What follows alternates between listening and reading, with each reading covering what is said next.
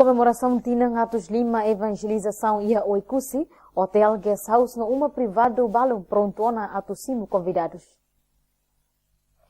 Presidente da Autoridade Regional Administração Especial Oikusi Ambeno, Dr. Mariel Ketiri, o Secretária Regional para Assunto Turismo Comunitário, tun diretamente observa fato em Guest House, uma privado no Hotel Ia Oikusi, onde hare condição preparação batinan Atos Lima, nebe se celebra e aloro ruanulu resinualo fulo novembro tinan idane.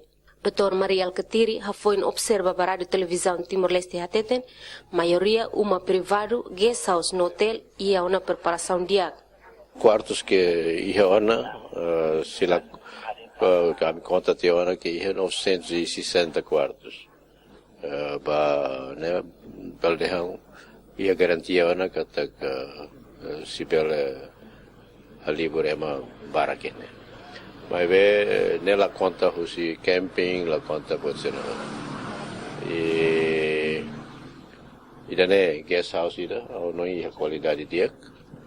E ao contente também, né? Orientação que for para a Secretaria Regional para Turismo Comunitário, cumprir o levantamento que aqui precisa. E vamos for coragem para maluk sirabe a rua o processo business né? Para continuar.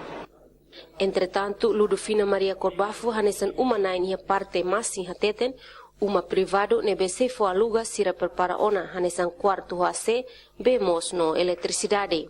Ene ami prepara pronto tona bemos pronto eletricidade agora pronto era quarto hat kamahat mas ami se ia tan standar quarto tolo.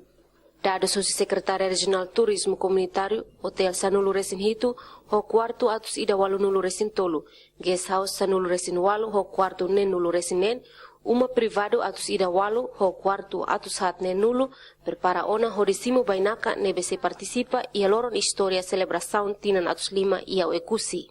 Além de né, Dr. Mariel Ketirmos observa Hotel Ambeno nebese hari andar lima e ao processo construção, inclui haremos Hotel Inur Sakato nebe completa o restaurante. Antônio de Padua, Argentina Cardoso, hato reportagem.